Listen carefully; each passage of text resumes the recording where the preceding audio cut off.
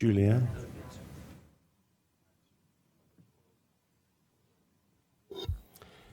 Welcome, ladies and gentlemen. This is the August 24th, 2016 hearing of the Utah Board of Oil, Gas, and Mining.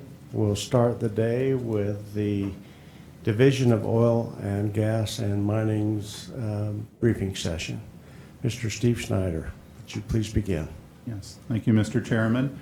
First, we'd like to point out Director Baza is in Denver today. He sends his regrets. He's at a meeting with EPA administration, who's also meeting with state directors. So it was a very important meeting. He felt like he needed to be there with his colleagues as they talk about important EPA matters. I'd like to, second of all, introduce Meg Oswald real quick, if she's in. There's Meg. Meg is one of our is a new O'Hara Fellowship attorney. She got her undergrad from Westminster, University of Utah law degree, and awaiting the bar results. So she's in that period of time, as some of you who are attorneys know. So we welcome her. I'm glad to have her with us. As some of you are aware, and for the public's information, we are flipping agenda items 2 and 1 to accommodate a scheduling matter for one of the individuals who'd like to participate in item number 2. So we'll start with the status of informal rulemaking for the oil and gas program, which is concerning R 649-3-32. The informal rulemaking for this rule commenced in April this year with a request to the board at the briefing session. And to get to the point, the division's ready to recommend today that formal rulemaking begin as soon as possible. A little bit of background, I provided an oral report at the June 22nd briefing indicating we had a significant level of agreement after we had been working with an informal working group assembled to analyze this oil and gas rule. And the oil and gas trade associations did need some additional time to consider the rule. The division then proceeded to share the draft rule rewrite to the board on July 22nd, and we also included comments trying to describe those changes for you. For the public's interest and for board members' interest, I do have a memo to the board on this topic, and it is on the board website and under the briefing session. So as it indicates in that memo, I did distribute the draft rule to the informal rule review group on July 27th, asking for comments by August 15th. So as you can see in the letter, the Petroleum Association and CITLA provided emails in support of the proposed rule. Western Energy Alliance provided a letter which I attached, which supported the overall rule with a recommendation to remove one word, actually an adverb, and the word was determined, and we agreed after discussing with council and the other members of our informal working group to remove the word immediately. You look in the dictionary, it means anything from instant to without delay, and lawyers often struggle with what does the word immediately mean in a regulation. And it falls under the area of reporting of H2S releases that are not controlled, and the company still will be reporting it as a major within 24 hours. So we've reviewed that small amendment with our other members of the informal working review group and have that support from those parties. So as indicated in the letter, we're ready to commence with the formal rulemaking. Assuming the board does not have any objections, we could file a notice of agency action by September 1st, file in the state's e-rule system also by that date. That then kicks off the formal state rulemaking comment period by September 15th. We could accept comments at the board hearing on September 28th. And we could approve the rule as early as October board hearing, which would be October 26th. So I did want to point out, Board Member Hansen at the April 27th briefing asked if this request to modify the current rule was like pulling a string on a sweater. And I will indicate, yes, the string was pulled, and we ended up making a new sweater. We restructured the rule for better readability. We updated other provisions of the rule, which was a couple of decades old, after reviewing other states, and we now have agreement on this rule as included in your packet. And we're also not aware of any opposition, and we also have sign-off from DNR administration if you so choose to proceed. So at this point, Mr. Chairman, I'd like to offer an opportunity to any of the participants in our informal process if they'd like to make any comments. Yes, please come forward. We have 2 mics over here and 2 mics on the other side. We would ask that you identify yourself and who you represent for the record, and speak close into the mics because this is being recorded. Thank you, Mr. Chair. My name is Steve Styler. I'm here again on behalf of Kinder Morgan. As you will recall, we presented originally at that April meeting. It was part of our impetus for this rule change. We just want to express our support of the proposed rule in front of you. We have worked with the other stakeholders in this, as well as DNR, Division of Oil, Gas, and Mining staff, and I believe that we've created a very positive rule, a change that addresses the differences between wellhead producers, gathering companies, as far as the reporting requirements to streamline the process, maintain transparency, and we are fully supportive of this rule, and we would urge your recommendation of support. Thank you. Others?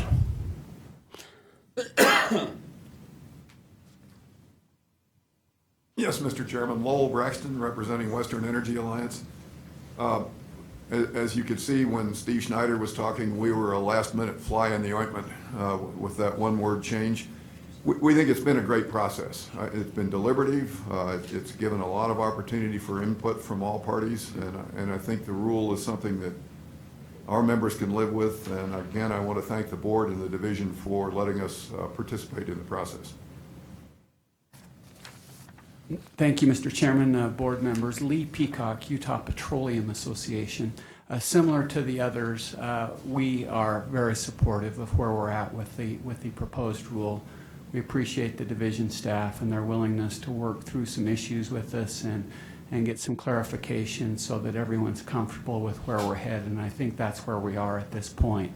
I will mention that internally within our organization, we floated one additional idea about a possible incentive for companies to install liners and use newer technology with a slight easing of the reporting thresholds. As we discussed that further, both internally and with the division staff, we felt it appropriate that this idea probably needed to germinate a little bit more, and we would maybe consider bringing that back up at some point in the future as we reconsider. But as we stand right now, we're perfectly comfortable with where we're at with the proposed rule, and look forward to the formal process. Thank you. Anyone else like to address the board on this issue? Then we're back to you, Mr. Snyder. Well, we'd certainly be open to any questions from the board, but our final statement is that the division's ready to proceed with the formal rulemaking as described, and assuming that there's no opposition. Procedurally, you need the board a vote of the board to start that process, or Your counsel has advised us before that we do not need a formal vote. It's just we're just seeking if you have any problems with us proceeding forward. Okay. Anything on the right? Anything on the left? Seeing none, then I think we're ready to go forward as well. Thank you. We very much. Okay.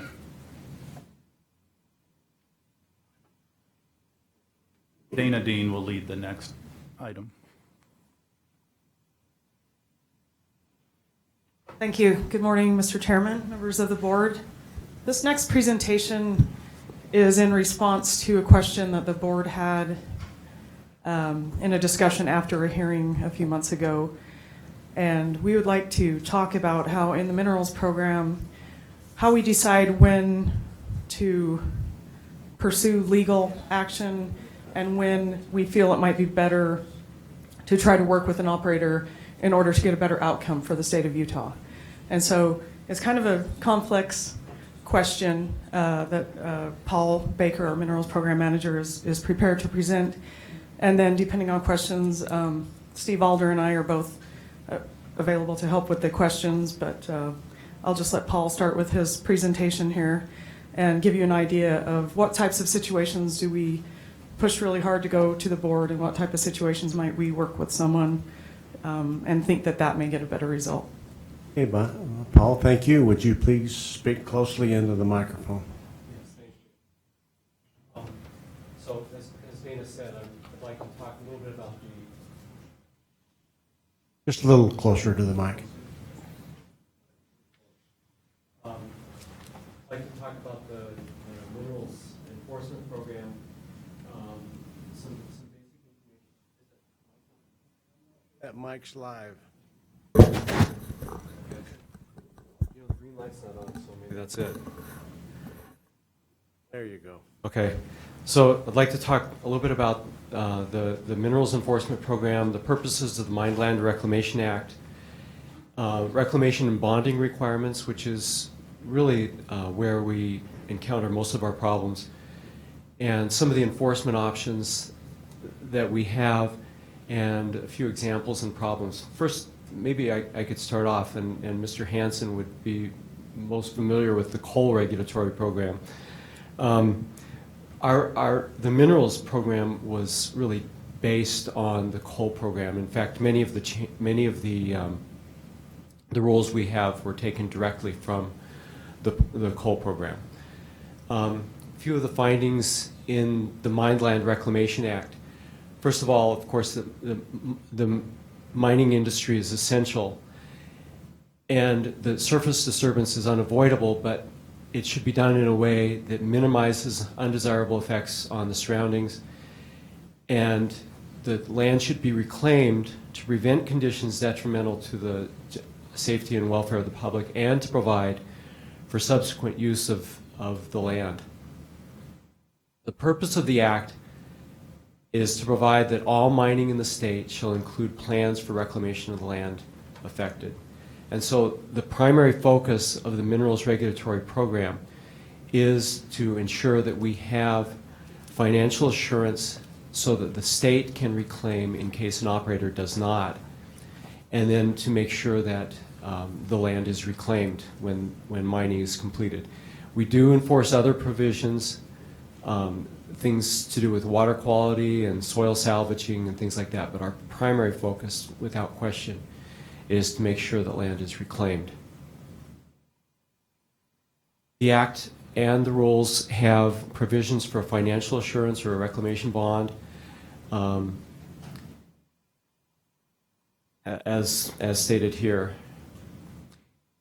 And if the operator fails or refuses to conduct reclamation, the board may, after notice, as this says, and hearing, order that reclamation be conducted by the division, the costs and expenses be recovered in civil action, and that the reclamation surety be forfeited, and that surety is normally used for reclaiming the site.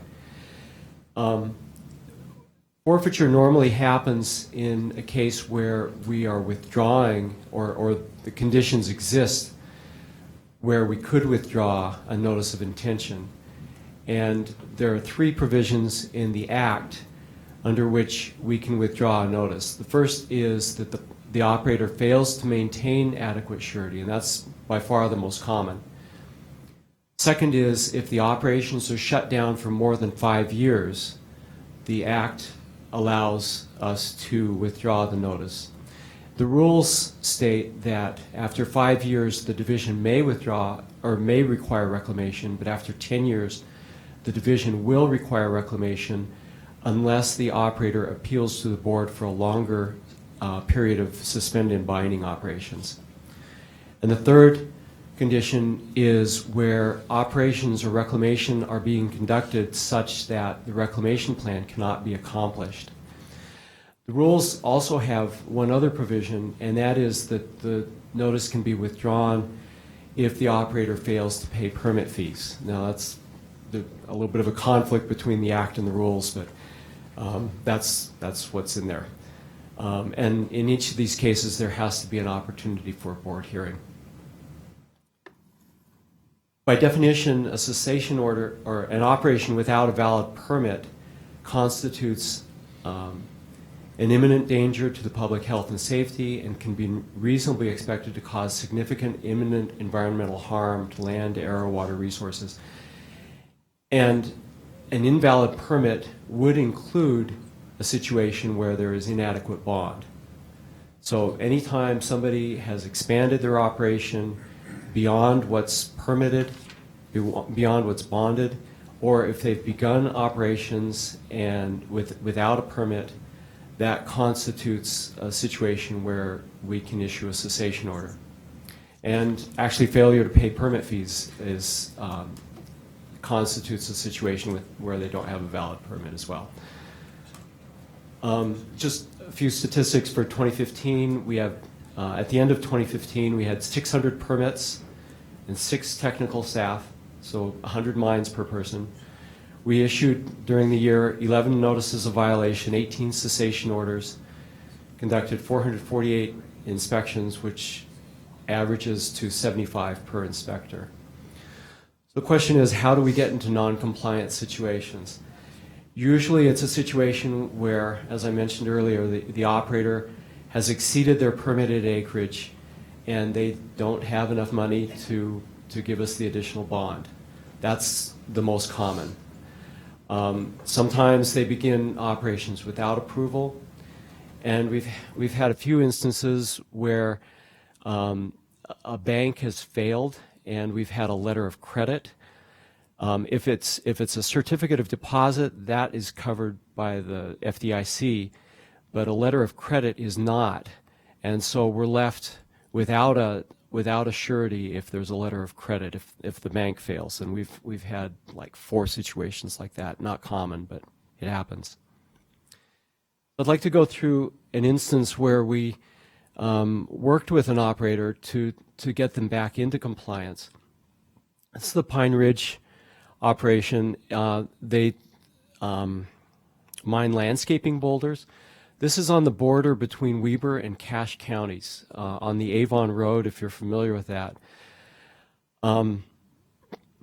We found the notice complete, issued approval on August 13th, 2015. It was approved for 10 acres. We had a surety of $58,700, which is the standard amount for that kind of an area. We received notification from Weber County that they might have expanded too much. We inspected the site on September 1st, issued a cessation order on September 2nd. We found that they had, instead of 10 acres, this was only a couple of weeks after approval, they had 60 acres of disturbance. They kind of went crazy, to be honest. Although most of the disturbance was shallow, they were gathering surface boulders, but in some places they were actually excavating and had some high walls. We had several complaints from the public, mostly about truck traffic.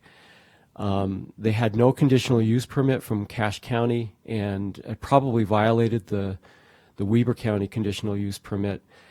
And the agreement with the landowner was handwritten, was not really very well done, and the landowner was very concerned about what was going on, which is perfectly understandable, I think.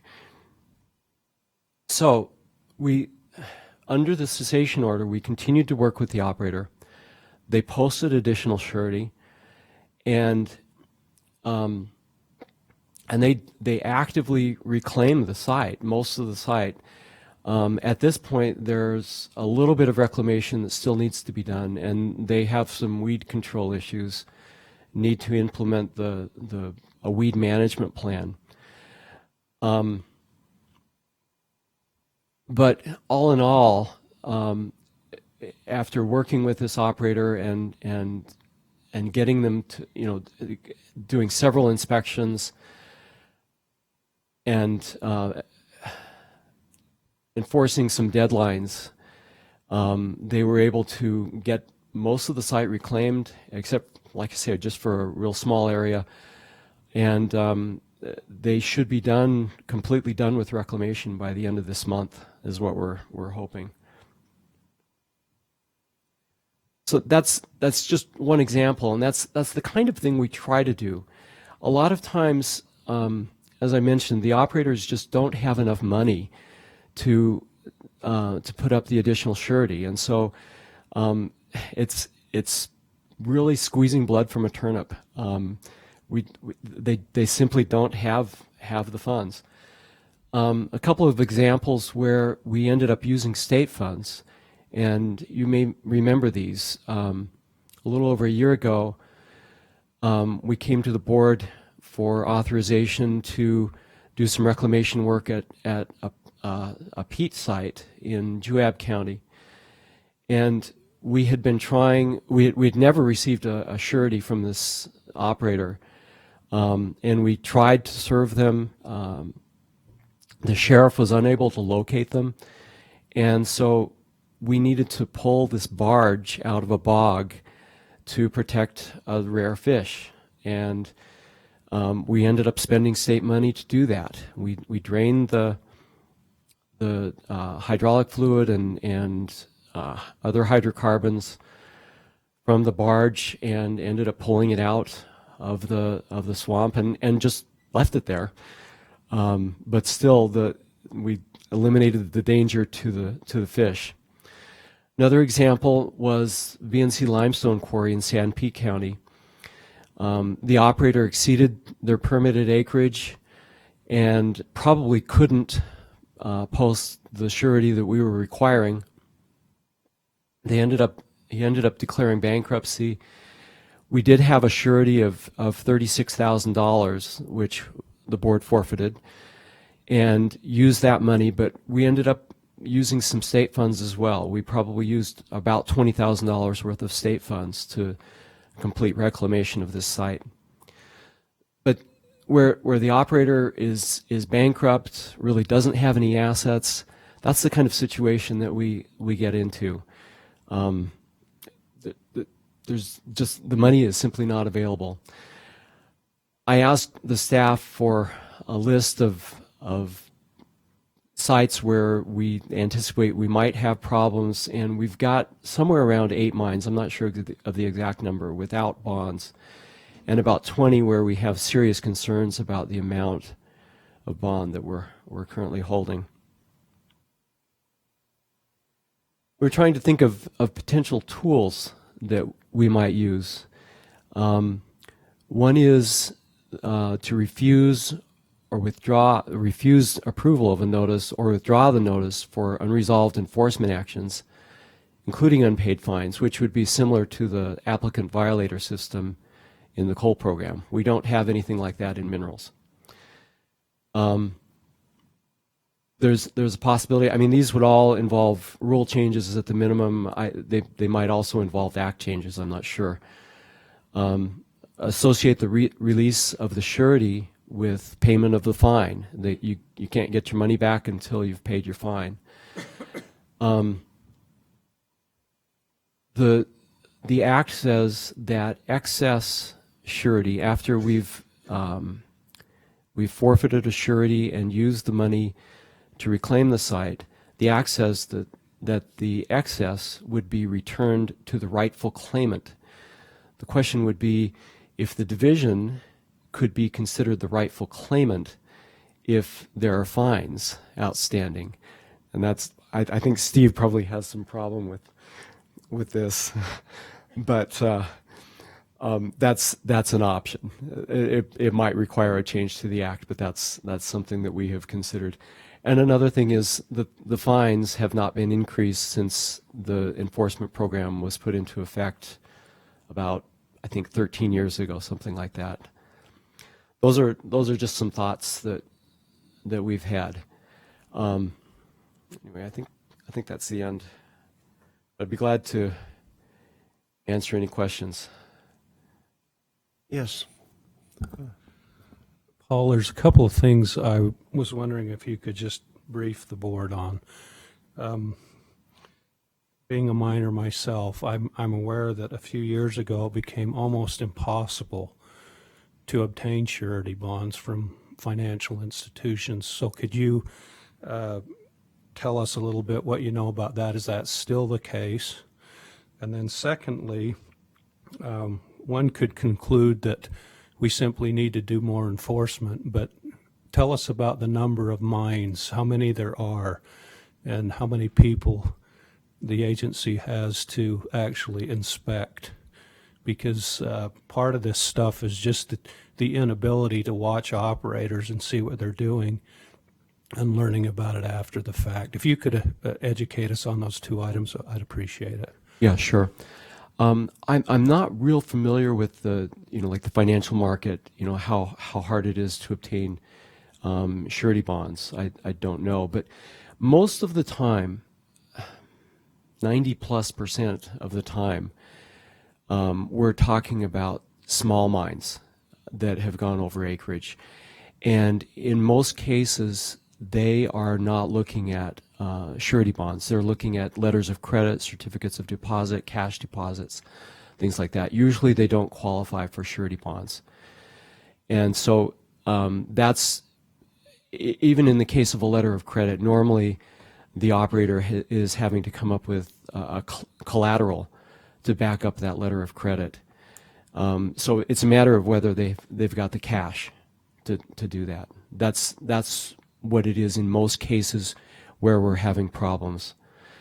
As far as the numbers of mines, the statistic that I was showing you earlier, 600 mines, that's approximately what we've had consistently for the last few years.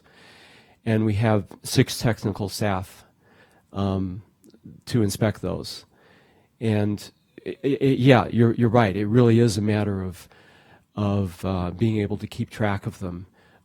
Having the members of the staff go statewide and keep track of these mines and making sure that they don't exceed their acreage, that they don't do things they're not supposed to do. Mining operations that they shouldn't be doing. Thank you.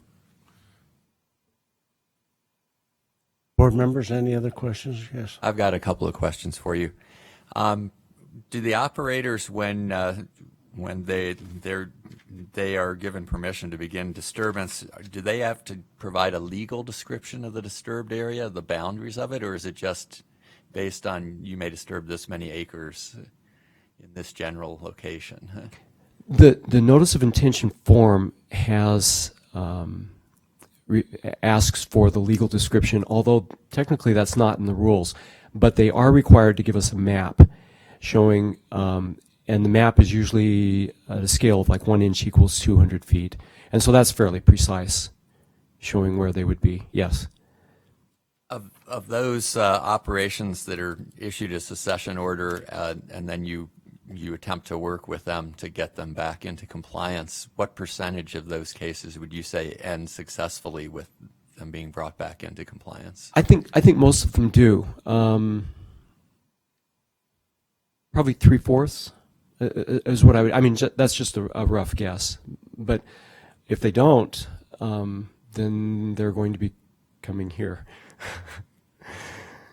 And lastly, as far as board resources, when your staff are working with people to bring them back into compliance voluntarily versus taking the more legalistic route, what consumes more staff resources ultimately? I would say that before we bring somebody to the board, we've already been working with them, usually for some time.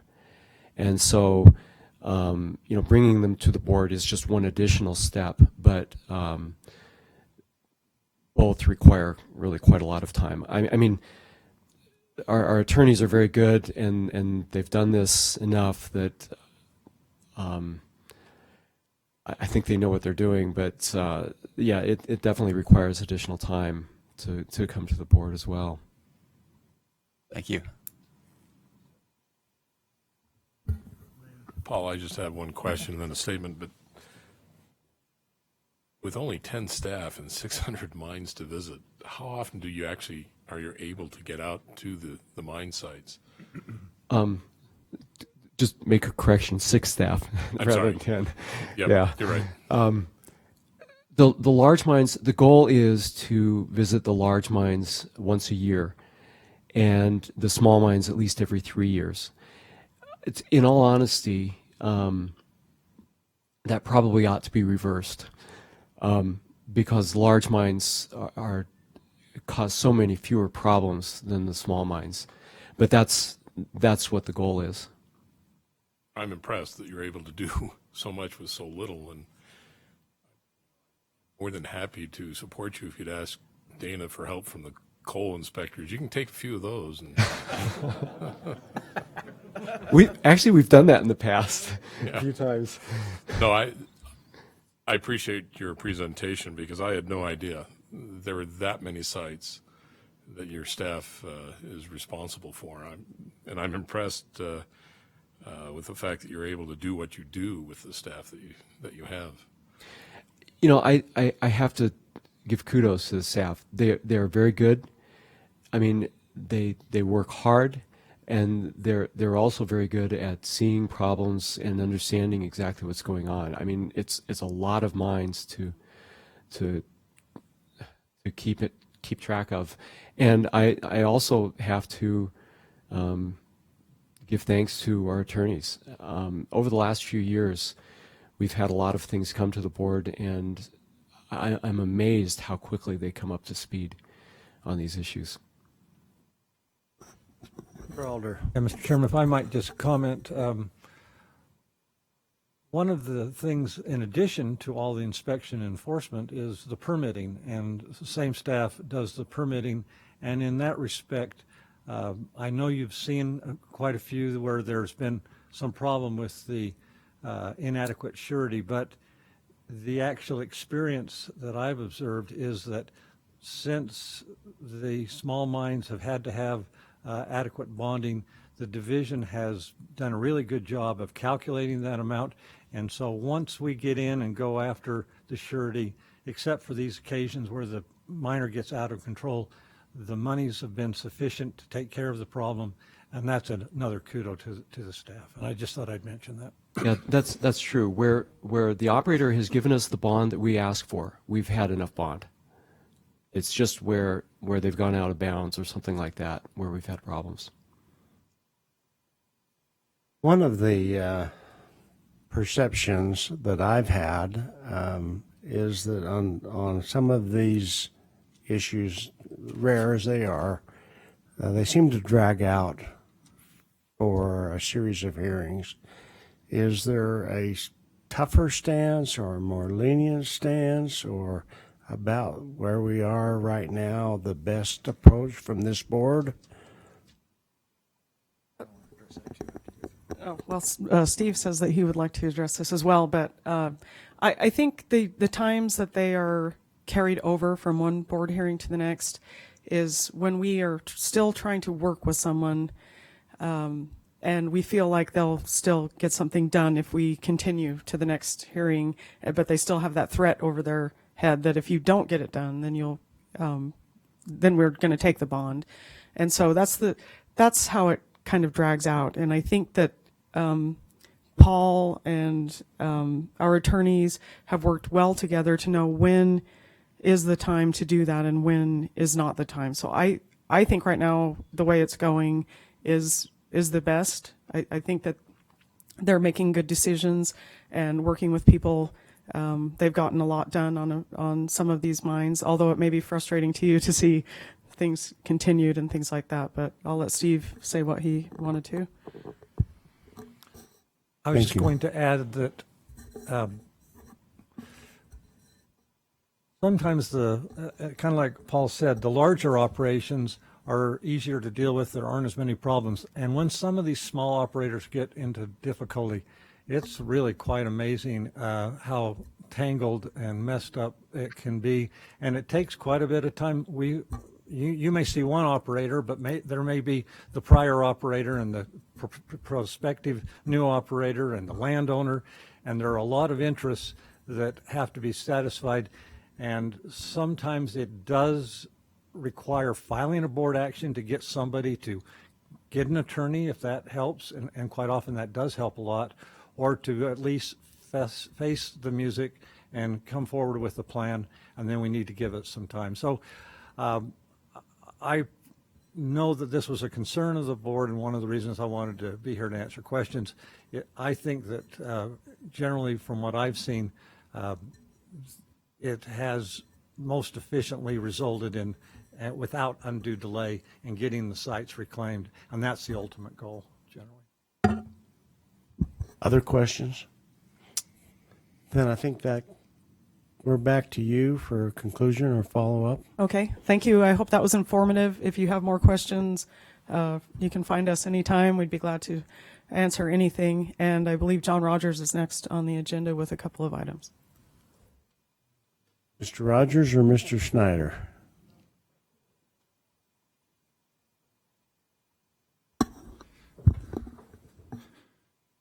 Steve Schneider again for the division. The next item on the agenda is a quick item, and that is the administrative rule requirement that we review rules once they reach near a 5-year mark to see if they should still remain on the books. So the division has spoken with the board in previous years about a process for that. So first the division considers the rules, whether they should be renewed or whether any should be repealed, and we have taken repeal action in the past 10 years on some rules. We then go out to the informal rules review group to ask if they have any comments. And as indicated in my letter to you on August 17th, which is also on the board website, we did send a letter out to the informal rules review group asking for comments by August 5th. And no parties expressed any opposition to renewal of the rules, and Western Energy Alliance did submit a letter indicating they supported renewal of the rules. So since the briefing is running towards an end, I'll keep it brief and say we would be willing to file for renewal of the 28 rules listed on the attachment, assuming there's no opposition from the board. Board members? Seeing none, I think you can take that as no opposition from the board. Great, thank you. Thank you very much. Mr. Rogers. Good morning, Chairman Gill, members of the board. I've been asked to address a few issues in our current calendar upcoming this next month. As we're all aware, and we keep a close eye on oil prices, we can see the erratic nature of them. We've seen them as high as $52 and as low as $40 in the last couple months. And so with that erratic nature and the decline in production, we see the funds that are flowing to the division severely decreased, and it's something we're concerned about with our budget. We addressed this with our department head, and he asked us to address the way that the division is funded on the oil and gas side. So we're convening a meeting on August 30th with industry, legislatures, trade organizations, and other people that are interested in this. We want to keep it a small group, but we're going to discuss what is the best way to go forward. I don't think anything's going to come out of here with definite solutions, but we're going to get some ideas out there so we can open this up to see what we're going to go through in the future. So that would address some of our budget issues, so we're looking at that on August 30th. As far as our next month's agenda, the next board meeting will be September 28th, 2016 at 9 a.m. in this room.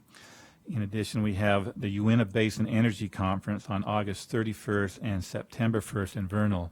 I know some of you have signed up for that. If you're interested in attending that, please contact Jean Sweet of the division, and she can get you taken care of that. But that's come up fairly quickly, so if you have a desire, please do that quickly. Also, you'll notice I gave you a DNR annual lunch invitation. You'll see that in front of you. That is going to happen this Monday. The department wanted to make sure you are invited to that. So it's a very informal lunch we have, and it's provided by the department. It's a fun time, and it's kind of a tradition to sit down and eat with lunch with staff. So keep that in mind if you have time available. That's next Monday. And finally, the board field trip is tomorrow morning. We will be convening here at 7:30 out in the parking lot here to the north, and we'll try to be leaving by 8 o'clock. We'll be going up Chalk Creek and looking at some facilities up there. Just make you aware that you'll need hard hats and safety glasses. The division has those, but if you have your own, feel free to bring those.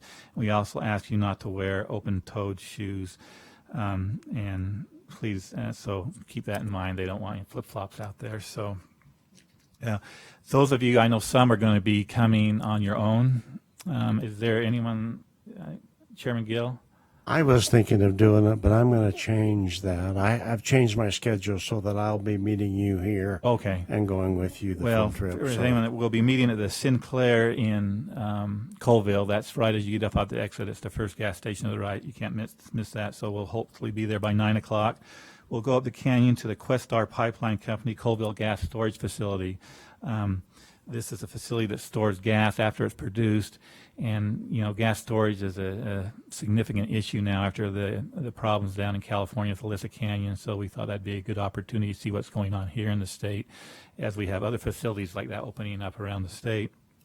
After that, we'll continue up the canyon to Citation Oil and Gas Corporation, the Pineview oil field. At one time, it was one of the biggest in the state. It's declining now, but we'll have the opportunity to tour that facility and also see some of the wells there. And finally, we'll continue up to Merit Energy, which is the Anschutz gas plant. The gas plant is just in Wyoming. The field is probably 90% in Utah. It's a unique operation there. At one time back in the 90s, it was the biggest oil and gas producer in the state. It's declining now, but we'll have the opportunity to see what's going on there. And then we'll return. We'll have lunch there and return back to Salt Lake. So any questions there on the procedures tomorrow? We'll be under kind of a tight constraint, so we'd like to be here and ready to leave. Gather at 7:30 and try to leave by 8. To my knowledge, this is one of the first times that this board and the division has ever seen this part of the state and these kind of operations. There is a gas storage reservoir under the city of Colville, and then you go up Chalk Creek Canyon to Chalk Creek where you have another, and it's quite something to see. So it'll be interesting. Yeah, when you think of oil and gas, you normally think of Uinta Basin, and people don't think of that area having significant oil and gas. At one time, it was very significant, so we thought it'd be good to see that. So, Yep, that sounds great. okay, we'll see you tomorrow morning, and I'll turn the time back over to you, Chairman Gill. Thank you. On the other part, at some point, we'd like to get an update on the Tariq Ahmad case. Just so you know, I have read all of the requests and pleadings and letters. As far as I can tell, it's ripe for dismissal for failure to plead a cause that can be handled by this board. And because it's of its unspecificity, so. But if there's something that needs to be done, I think the last action we had as a board was to request informally the division look at the issue and see if there's something that could be done. If there's something that needs to formally be done, the board is ready to, I believe, to take that action. But Mr. Alder, would you like to address that? Yes, Mr. Chairman, thank you. I think Mike Johnson has drafted a response to the most recent inquiry by Mr. Ahmad, and unfortunately, he's very much under the gun, as you were aware, has a filing deadline today, and I think otherwise that would have been ready for you to take some action.